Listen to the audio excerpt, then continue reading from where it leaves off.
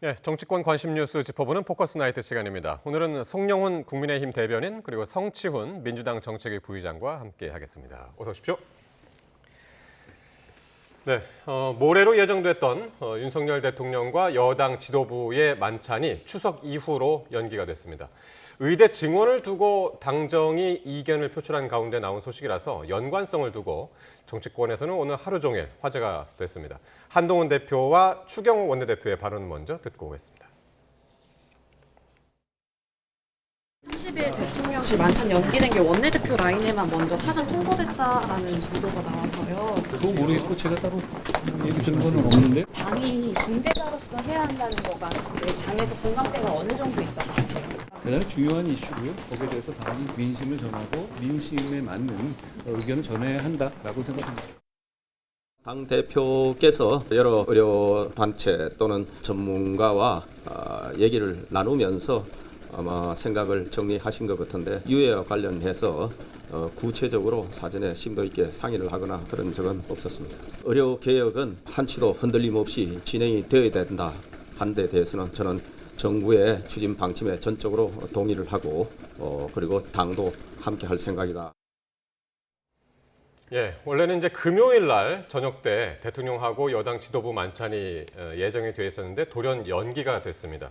사실 어제 이 시간에도 그날 과연 무슨 얘기가 오갈까 이런 이야기들을 많이 했었는데 그 연기가 된 배경에 의대 증원을 둘러싼 갈등이 있다고 봐야 할까요? 어떻게 보십니까? 일단은 연기의 배경은 대통령실에서 발표한 내용이 맞을 거라고 저는 그렇게 믿습니다. 지금 정해전 대통령실 대변인이 오늘 브리핑한 내용을 보면은 일단 추석 민심을 듣고 이제 그 다음에 만나는 자리를 갖기 위해서 네. 추석 이후로 연기했다고 하지 않습니까? 그러면은 앞으로 또 대통령실에서도 민심을 계속 파악해 보지 않겠나 저는 그런 생각을 하고요. 그런데 예. 이제 여기에 대해서 자꾸 당정 갈등으로 보는 프레임이 있는데 예. 저는 이것을 당정 갈등으로 표현하는 것은 좀 바람직하지 않다고 생각을 합니다. 예. 왜냐하면은 사안에 대해서 무엇이 최선이라고 생각하는지 그 해법이 무엇인지에 대해서 정부와 당이 항상 매사 의견이 일치할 수만은 없습니다. 네. 뭐 세부적인 강론이 좀 다를 수는 있는데 그것에 대해서 당정 갈등이라고 부르는 것이 맞는가 싶고요. 그다음에 이 의료 문제는 그 국민이 죽고 사는 문제입니다. 그러면은 그 죽고 사는 문제 앞에서는요.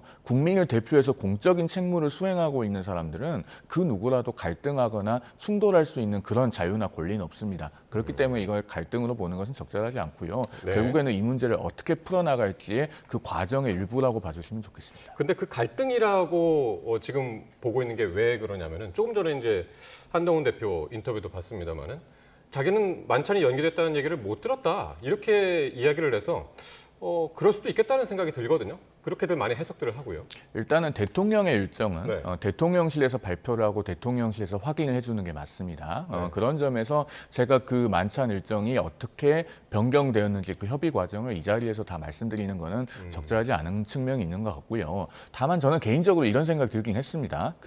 제가 만약에 대통령실의 일원이었다고 하면 저는 대통령님께 그 오찬도 만찬도 같이 하시라고 오히려 이렇게 건의를 드렸을 것 같습니다. 네. 지금 상황에서 국민의 생명이 걸린 일 아닙니까? 예. 그러면은 당정이 혼연일체가 돼서 굉장히 긴 시간 동안 머리를 맞대고 수기를 하는 그런 과정을 거치는 것이 필요한 측면이 있고 네. 또 그런 것을 국민들께 가시적으로 보여드리는 것이 맞지 않나 그런 생각을 해봤습니다. 알겠습니다.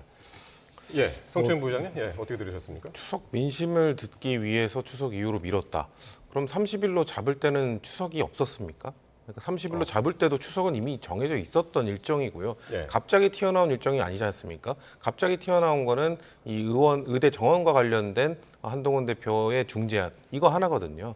그렇기 때문에 지금 송영훈 대변인께서는 좋은 말씀 해주셨지만 네. 대통령실의 입장에선 과연 그렇게 보고 있는가? 그렇게 보지 않는 것이죠. 그냥 추석을 앞두고 만찬 한번 하려고 했는데 여기서 뭔가 대통령실과 다른 입장을 갖고 뭔가 의논을 하자 그런 거는 불편하다는 거죠. 지금 사실 윤석열 대통령과 한동훈 대표 지금 20년직이고 그리고 사실 한동훈 대표 이전에 이원석 검찰총장조차도 상당히 오래된 인연임에도 불구하고 본인과 다른 의견을 내자마자 바로 검찰총장 패싱이라는 얘기가 나오지 않았습니까? 이번에도 똑같습니다. 지금 한동훈 대표가 애둘러 이야기했지만 본인에게 결국 연락이 오지 않았다는 것을 직접적 연락 오지 않았다는 것을 확인해 준 겁니다. 네. 근데 추경호 원내대표한테는 연락이 갔다고 네. 지금 전해지고 있잖아요. 네. 그 말은 본인의 의견을 똑같이 따르고 있는 추경호 원내대표에게 연락을 하고 본인에게 정치 추진하고 있는 정책에 이견을 내고 있는 한동훈 대표는 패싱하고 여당 대표까지 패싱하는 대통령이 된 겁니다. 지금 네. 야당 입장에서는 야당의 의견도 무시했는데 이제 여당 대표의 입장까지 이렇게 무시하면은 네. 대통령이 과연 정치권과 소통할 의지가 있는지 의심할 수밖에 없는 상황입니다.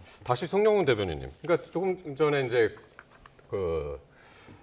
대통령실에서 이제 공식적으로 추석 민심을 듣고 이제 만나자라고 했지만 대통령실 관계자들 이야기가 이제 계속해서 나오는 게 뭐냐면 당정은 다른 건 몰라도 정책에 있어서는 한 목소리를 내야 되는 게 아니냐. 그러면서 한 대표에 대한 그 불쾌감을 표출한 것이 아니냐. 이런 해석들도 많이 나오거든요. 그런데 한동훈 대표가 지금 의료개혁에 대해서 근본적으로 다른 목소리를 내고 있나요? 저는 그렇게 생각하지 않습니다. 그러니까 의료개혁의 대의나 목적을 부정하는 게 아니지 않습니까? 네. 오히려 한동훈 대표가 지금 이런 중재안을 내는 것은요. 그 의료개혁의 대의와 목적이 구현되고 연착륙할 수 있게 하기 위한 측면이 매우 큽니다. 자, 지금 우리 YTN 상암 스튜디오에서 한 6.5km 정도 떨어져 있는 자동차로 10분 거리에 있는 이대 목동병원이 지금 외상 환자를 응급실에서 안 받습니다. 예. 그리고 다음 달부터는 일주일에 이틀, 그러니까 48시간을 응급실 폐쇄하는 방안까지 검토하고 있다고 하지 않았습니까? 이거 예전에 상상할 수 없던 일입니다. 그렇죠. 자동차 오부제도 아니고 응급실 오부제를 한다는 건데 예. 게다가 일주일에 이틀을 쉰다고 해요. 예. 자, 그러면은 이런 상황이 만약 점점 더 악화되는 걸 가정해 봤을 때 만약에 이게 국민의 생명에 정말 위협이 되는 상황이 발생을 한다면 자, 우리가 오늘 살릴 수 있는 국민의 생명을 살리지 못하면서 미래에 우리 국민들이 더 오래 살자고 이 의대 증원을 하고 의료 개혁을 하는 것에 대한 예. 그런 국민들의 공고한 지지가 계속 뒷받침될 수 있겠는가 이걸 생각해 봐야 됩니다. 즉 예. 한동훈 대표는 다른 목소리를 내고 있는 것이 아니고 네. 오히려 의료 개혁의 대의와 목적이 구현될 수 있도록 하기 위해서 이런 중재안을 냈다. 예. 이런 말씀을 드리고 싶습니다. 예. 그러니까요. 이제 그런 목적으로 중재안을 냈는데 그러면 이제 지금 전혀 대통령실하고 한동훈 대표의 입장에 있어서는 뭐 갈등이 없다 그렇게 보시는 건가요? 갈등이라기보다는 네. 이것은 과정인 것이죠. 그러니까 지금 항상 강론에 있어서는 그 무엇이 최선이라고 생각하는지 그 해법이 다를 수 있습니다. 예. 그럼 앞으로 그것을 계속 설득하고 논의하고 그 조정해 나가는 과정이 필요한 것이죠. 네. 이 대통령실 일각에서는 이제 한동훈 대표가 자기 정치를 한다 이런 이야기도 나와서 말이죠. 이게 왜 자기 정치죠? 저희가 볼 때도 자기 정치가 아니거든요. 왜냐하면은 유권자들의 목소리를 결집시키고 이것을 정부 정책을 실행하고 결정하는데 반영하는 것 이것을 정치학에서는 이제 정치 과정이라고 하는데요. 네. 그 정치 과정에서 가장 중요한 역할을 하는 것이 정당입니다. 네. 정당은 그 정부와 유권자들 사이에서 링커 역할을 하는 것이 정당의 아주 많은 기능 중 첫 번째 기능이거든요. 그렇기 예. 때문에 아까 전에 한동훈 대표가 말한 정당은 우리 당은 국민들의 민심을 전달하는 게 역할이라고 말한 게 딱 네. 교과서적이고 아주 바른 말입니다. 근데 그것에 대해서 의견을 전달했는데 그것을 받지 않는다. 그러면서 지금 내놓는 그 이유들이 별로 그렇게 설득력이 없어요. 예를 들면 지금 와서 뭐 유해를 수를 변경하자고 하기 위해서는 과학적이고 합리적인 근거를 대야 된다고 정부에서 이야기를 하고 있는데 네. 그러면은 2,000명씩 증원하는 것은 어떤 과학적 근거로 결정된 건지 사실 지금까지 한 번도 설명을 제대로 하지 못했거든요. 그렇기 때문에 저는 정부가 의료개혁 아까 좋은 말씀 해주셨는데 의료개혁의 필요성에 대해서 야당도 찬성합니다. 근데 아무리 선의를 갖고 있다 하더라도 그 정책을 추진함에 있어서 문제점이 나왔을 때 이 경고등이 커진 것을 마치 성장을 하면서 느껴야 되는 당연한 진통으로 그냥 치부해버리면은 네. 나중에 이게 아주 피해를 보는 건 국민이거든요. 그러니까 국민 목숨을 담보로 왜 이것을 밀어붙이느냐라는 목소리를 국민들의 목소리를 전달하고 있는 건데 지금 그 대통령실에서는 관리가 가능하다고 하지만 관리가 안 되고 있는 현실을 왜 모르는지 다시 한번 직시할 시기다라는 말씀을 드리고 싶습니다. 예. 뭐 지금 화면으로도 나옵니다만은 한동훈 대표가 어제 저녁 때 올린 그 SNS죠. 그러니까 다시 한번 2026학년도 증원을 좀 유예하는 게 어떠냐. 이제 그런 이야기를 올렸고 대통령실은 오늘 다시 한번 지금 의대 증원 정책에는 변함이 없다. 이렇게 이제 다시 이야기를 했고 해서 이게 계속해서 반복해서 드리는 질문인데 의견이 다를 뿐, 그 과정일 뿐, 갈등은 아니다. 계속 이제 이런 입장이시네요. 그렇습니다. 네. 이 문제를 우리가 지금 의료 현안을 어떻게 풀어야 될지 생각을 해보면요. 일단은 의료 공백이 해소가 돼야 됩니다. 네. 그건 모두들 동의하실 겁니다. 네. 그리고 의료 개혁의 그 대의와 목적이 손상되어서도 안 됩니다. 아까 네. 말씀드렸듯이 우리는 장래에 지금 의사가 부족하기 때문에 이 의료 개혁을 시작한 것 아니겠습니까? 예. 그리고 정부 정책의 신뢰성이 근본적으로 훼손된 상황이 와도 곤란합니다. 지금 내년도 의대 정원 1,509명을 증원하는 것은 이미 확정이 됐고 입시 절차가 다 진행 중에 있어요. 그런데 이 세 가지만 충족되면 되느냐? 사실은 의료계가 어느 정도는 그래도 수긍하고 타협할 수 있는 안이 나와야 됩니다. 예. 그러면 이 네 가지 정도의 조건을 충족할 수 있는 안이 무엇일지 생각을 해보면은 한동훈 대표가 지금 제안한 2026년 의대 증원 보류 예. 이것이 그 네 가지 조건에는 부합합니다. 우리 시청자들께서도 지금 들으시면서 적어도 이 네 가지 조건이 어느 정도 합리적이다라는 예. 부분은 많이들 수긍을 하실 것 같아요. 예. 물론 이 2026년 의대 증원 보류라고 하는 것이 적어도 어떤 유리한 안이다. 제가 이렇게 말씀드리는 것은 아닙니다. 한동훈 대표도 더 좋은 안이 있다면 좋겠습니다라고 SNS에서 그렇게 이야기하지 않습니까? 예. 그러나 이 네 가지 조건에 만족하는 안이 그렇게 또 많지도 않을 겁니다. 그렇다면 이런 것을 진지하게 일단 논의를 당정 간에 시작할 필요가 있지 않은가 그런 네. 생각은 드는 것이죠. 알겠습니다. 당정 갈등은 이제 그렇게 비춰지기 때문에 계속해서 이렇게 질문을 드렸고요. 그럼 이 사안에 대해서는 어떻게 생각하시는지 좀 말씀을 들었으면 좋겠는데 추경호 원내대표가요. 조금 전에 이제 같이 보셨습니다만은 한 대표의 이런 제안을 두고 사전에 논의한 적이 없었다라고 이야기를 했고 그러면 그러니까 원내대표도 내용을 몰랐을 정도로 당내에서도 이게 논의가 안 된 것인가?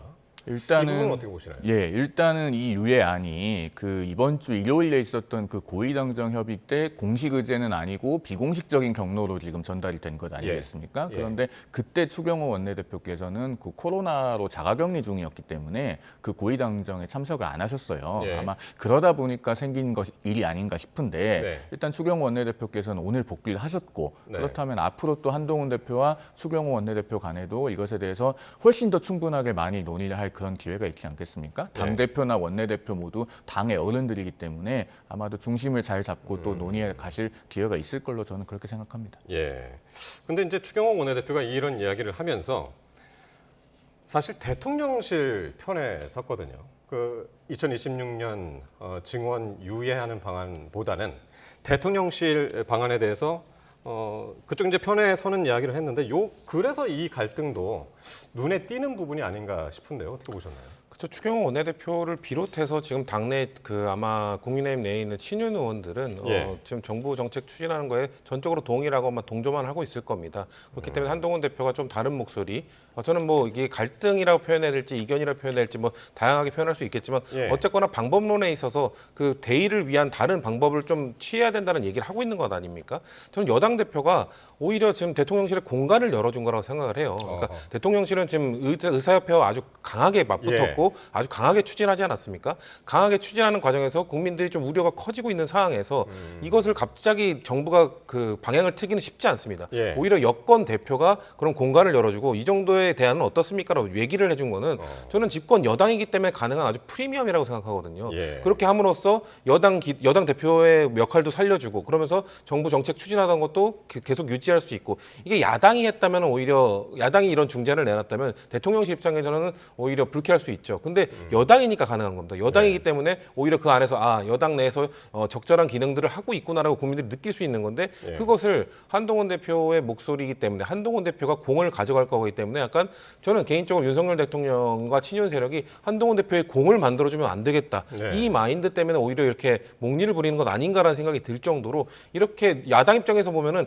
그렇게 해서 합리적인 대안이 만들어지면 야당에서 안 좋아요. 네. 왜냐하면 여당의 지지율도 올라갈 거라고 보기 때문에 근데 결국 국민들을 위해 맞는 얘기이기 때문에 우리가 뒤에서 다루겠지만 그렇기 때문에 이재명 대표도 이거에 동의한다라는 목소리를 네. 낸 것이거든요. 네. 그렇기 때문에 왜 이 집권 여당이 할 수 있는 아주 좋은 전략과 플레이를 왜 대통령실에서 이렇게 발로 차버리는지는 솔직히 이해하기 힘듭니다. 예.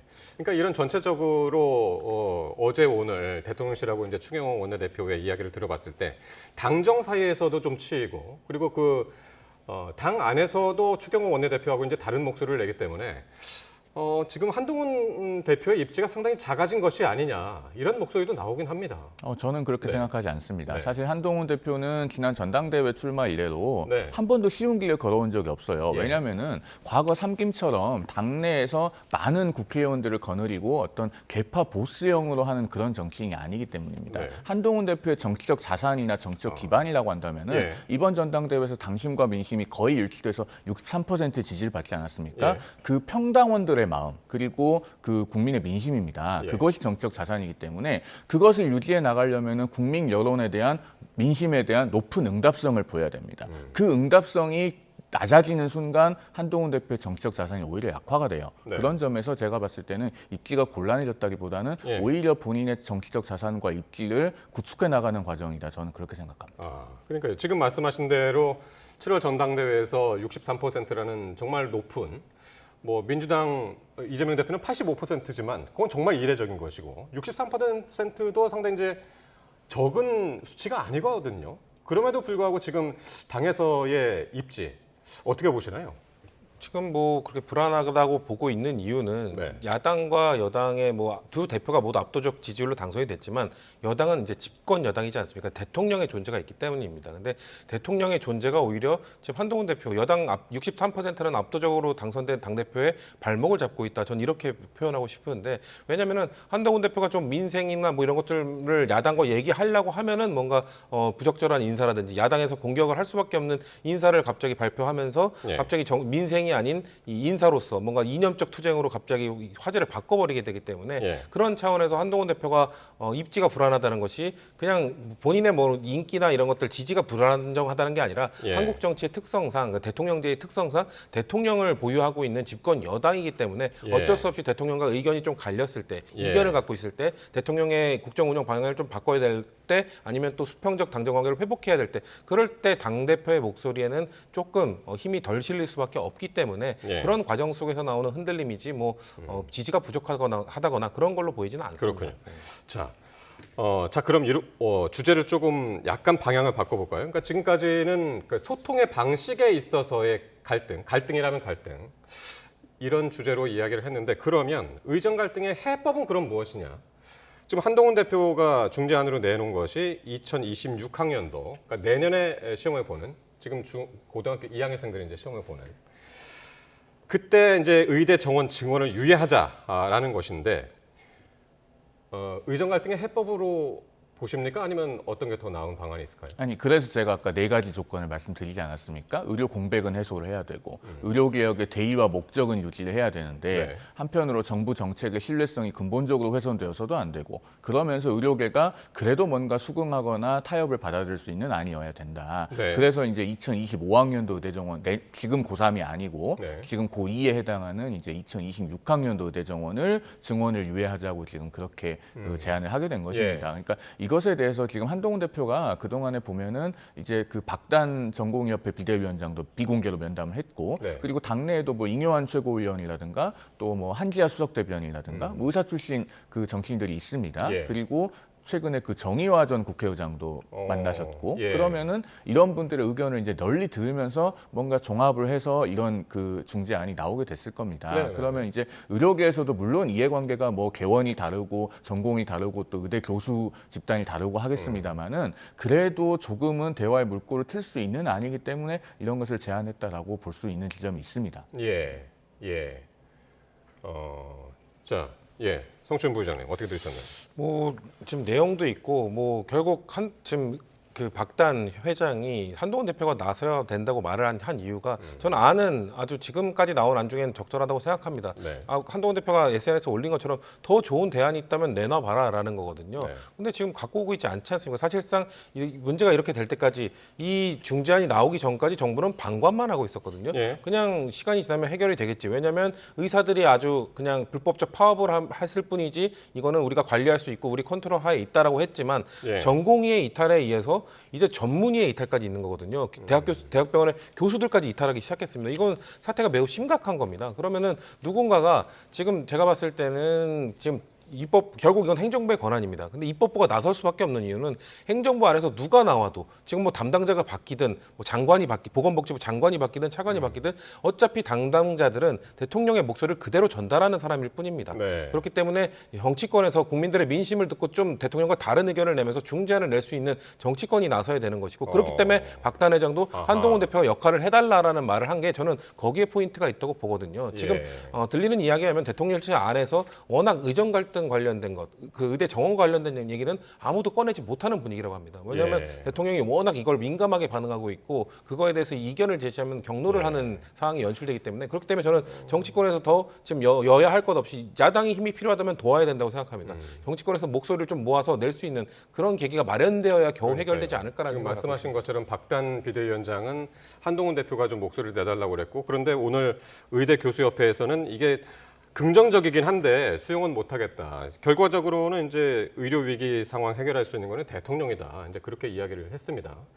자, 그러면은 조금 전에 이제 송채은 부의장이 이야기를 했죠. 이게 나경원 의원도 그런 얘기를 했는데 책임자들이 자리에서 물러나야 된다. 처음부터 다시 이거를 한번 이야기를 해봐야 된다라고 하는데 그런 해법이 될 수 있을까요?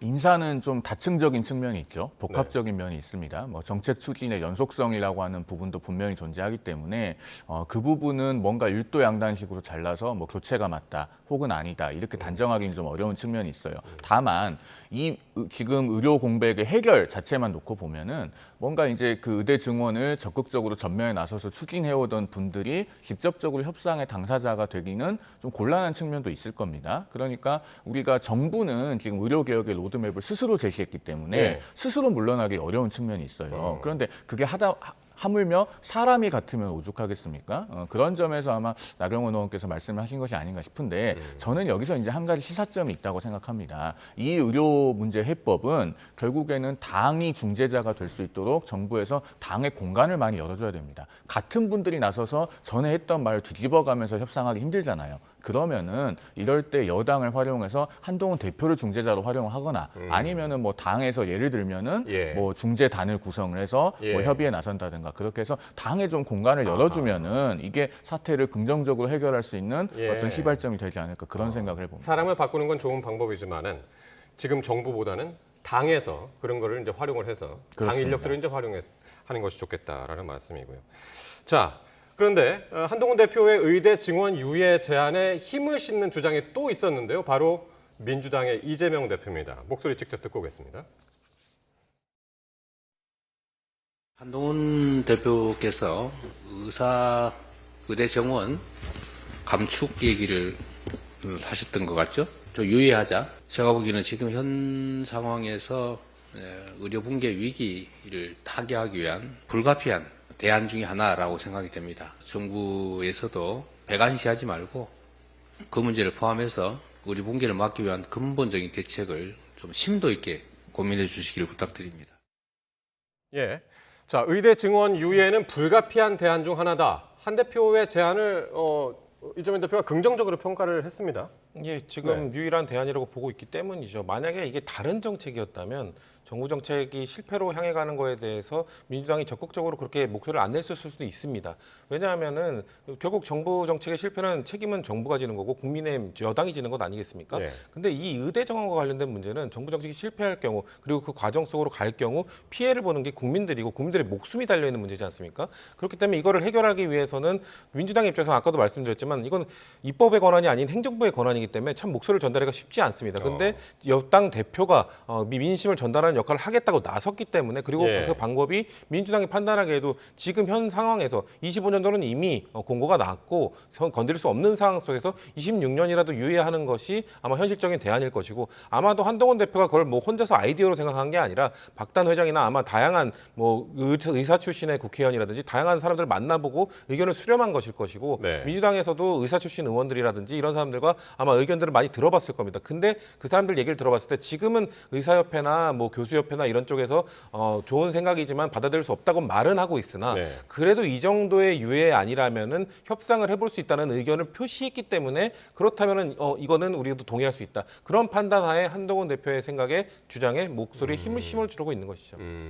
어떤 다른 의도가 있는 것은 아니고 순수하게 이제 그 의견 자체가 제안이 이제 좋은 그쵸, 뭐 제안이다. 지금 뭐 우리가 뭐 굳이 한동훈 대표와 윤석열 대통령의 뭐 갈등을 뭐 부추긴다거나 네. 이것을 국민 목숨을 이용해서 뭐 담보로 해서 그거를 할 사항은 전혀 아니죠. 예, 그러니까요. 바로 이제 그 지점인데 여권 갈등을 부추기는 발언이 아니냐.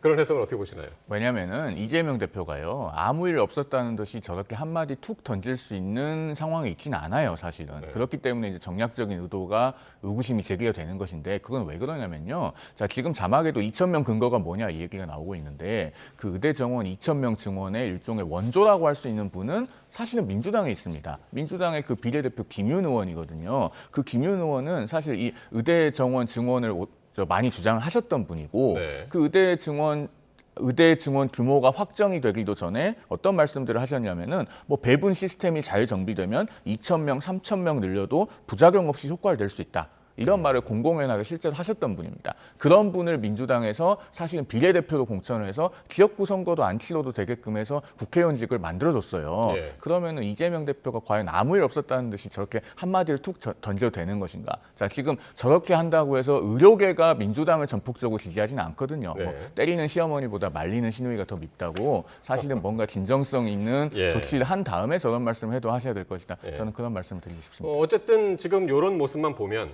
의정 갈등 해결이 시급한 현안이라는 데는 이제 여야가 공감대를 형성한 것처럼 보이는데, 이게 어떻게 보십니까? 앞으로 있을 여야 대표회담 의제로도 오를 수가 있을까요?